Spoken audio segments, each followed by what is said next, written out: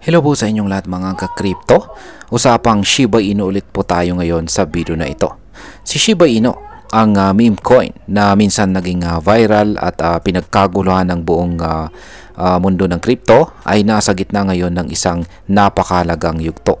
Ayon po sa bagong analysis mula sa TradingView, dalawa ang posibleng senaryo na pwedeng tahakin ng presyo ni SHIB sa mga darating na araw.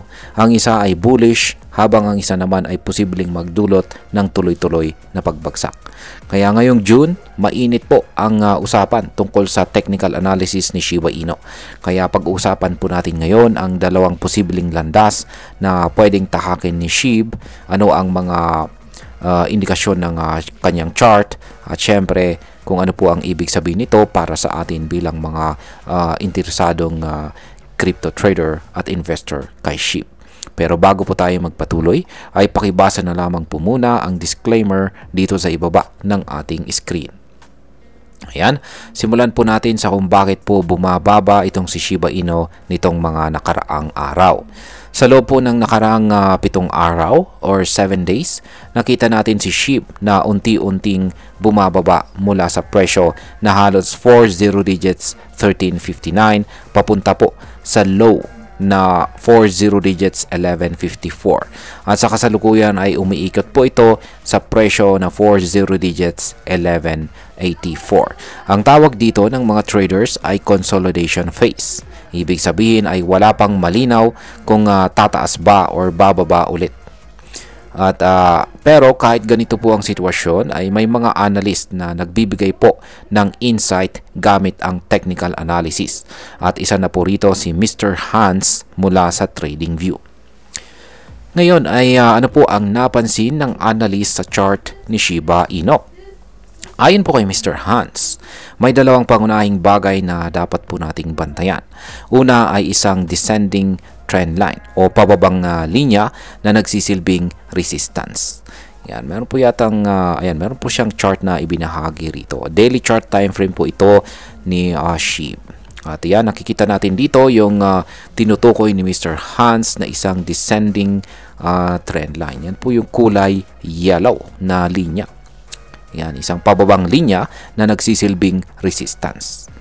Ibig pong sabihin yan ay tuwing sinusubukang pong tumaas ang presyo ni SHIB ay palagi po siyang bumabangga sa linya na ito or nauuntog po siya rito at hindi po siya makalagpas. Ang trendline na ito ay nagsimula pa noong March 2024 sa presyo na halos 40 digits 45 at muling nakita noong December sa mga presyong 40 digits 33. Sa madaling salita, tuwing lumalapit po si SHIB sa linya na ito, nauudlot ang kanyang pag-angat. Pangalawa ay may key support zone na nasa pagitan po ng presyong 40 digits 1133 hanggang 40 digits 1018. Dito naman palaging tumitigil ang pagbagsak ni SHIB. Parang safety net po niya ito. Sa mga nakaraang buwan kapag nahulog po si SHIB, dito po siya palaging humihinto at bumabalik. Kaya, ayan po, yung kanyang support zone, 40 digits 1133 hanggang 40 digits 1018. Yan po yung kulay blue na horizontal line dito. Ngayon ay ano po ang dalawang posibleng scenario para kay SHIB? Base po sa analysis na ito ay may dalawang posibleng landas itong si SHIB. Yan, una ay ang bullish scenario at ang pangalawa ay ang bearish scenario. Kaya umpisan po natin dito sa bullish scenario kung may pag-asa bang umangat itong si SHIB. Kung mag-hold yan si SHIB sa kanyang support zone na ito, yan yung kulay blue na yan ay may posibilidad po. Yan, may posibilidad na bumalik siya pataas at subukang lampasan or basagin ang descending trend line. Kapag tumaas po ang buying pressure, posibleng tumaas po ang kanyang presyo hanggang sa resistance range na nasa pagitan po ng presyong 40 digits 2174 at saka 40 digits 2418. Kung mangyayari ito, pwedeng magkaroon po ng 80% hanggang 100% na gain mula sa kasalukuyang presyo. Malaking bagay po ito para sa mga naka-hold o gustong pumasok pa lamang. Yan, dito naman po tayo sa ikalawang scenario, ang bearish scenario, kung possible ba talagang tuloy-tuloy ang kanyang pagbagsak. Yan, kung bababa naman si SHIB sa ilalim po ng kanyang support, yan, or ang presyong 40 digits 54, mawawala po ang bullish setup. Ibig sabihin ay posibleng mas lalo pa siyang bumaba at dumiretso sa susunod na support level na nasa presyong 50 digits na. Yan, 50 digits 630. Magdadagdag po siya ng isang 0 decimal digits. Ito po ang tinatawag na continuation ng downtrend. Ibig sabihin ay nagpapatuloy lang ang pagbagsak at maaari pong umabot sa halos kalahati ng kasalukuyang presyo. Yan, dito naman po tayo sa 1 cent dream para kay SHIB. May pag-asa pa ba talaga ang 1 cent dream dito kay SHIB? Habang pinag-uusapan po ang mga senaryong ito, may isa pang interesting na nangyayari sa SHIB community. Isa pong SHIB supporter na si Luis Delgado ang nag-post po sa X na may pamagat na reality check. Gumamit siya ng poker analogy at sinabing si Satoshi Kusama, ang lead developer ni SHIB, ay may tinatagong mga baraha, mga project or announcements na pwedeng magpataas sa demand ni SHIB. Kasama sa kanyang post ang sikat na hashtag, yan, 1 cent dream SHIB. Isang matagal ng goal ng community na maabot ni SHIB ang presyong 0.01. Pero base po sa analysis ng Telegon, mukhang matagal pa itong mangyari. Ayon sa kanila ay posibleng hindi maabot ni SHIB ang presyong 0.01 hanggang sa pagsapit ng taong 2040. Kaya kung umaasa ka sa mabilisang kita, mukhang kailangan mo talagang maging patient dito or magkaroon ng napakahabang pasensya.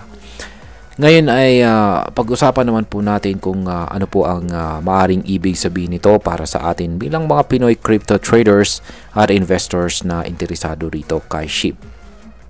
Ayan, para sa atin, kung isa ka pong SHIB holder, ay bantayan po natin ang key support zone. Kung hindi po ito mabasag, posibleng ito na ang pagkakataon para makakita tayo ng price recovery. Pero kung bumaba po ito sa ilalim ng presyong 40 digits 1054 or ang support zone, baka kailangan na nating mag-cut loss or maghintay ng mas magandang entry point. Kung kung ikaw ay nagbabalak pong bumili ng Shiba Inu, huwag basta-basta pong pumasok. Mas mainam na maghintay kung mas malinaw na ang direksyon ng presyo ni SHIB. Tandaan po natin, hindi po dahil sa mura ay automatic na maganda ng bilhin ito.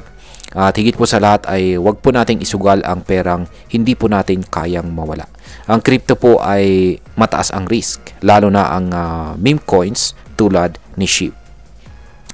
Yan, bilang panghuli, ang masasabi ko naman tungkol dito ay sa totoo lang, si Shiba Inu ay isa po sa mga pinaka-interesting na altcoins. Marami po siyang supporters, may sarili po siyang ecosystem at may developers na tila gumagawa ng mga hakbang sa likod ng eksena. Pero sa ngayon ay tila nasa waiting game itong si SHIB. Kailangan muna nating makakita ng malinaw na breakout or breakdown bago po tayo maging confident sa galaw po ng kanyang presyo. Ako personally, hindi ako totally bearish kay SHIB. Pero hindi rin ako overly optimistic. Tingin ko po, kung maglalagay ka man ng investment kay SHIB, gawin mong maliit na porsyento lang ng portfolio mo. At huwag mong kalimutan na ang tunay na lakas sa crypto ay nasa diversification, patience at saka tamang timing. At ayan, hanggang dito na lamang po tayo sa video na ito mga ka-crypto. Marami pong salamat sa panonood. Ingat po tayo lagi at God bless po sa ating lahat.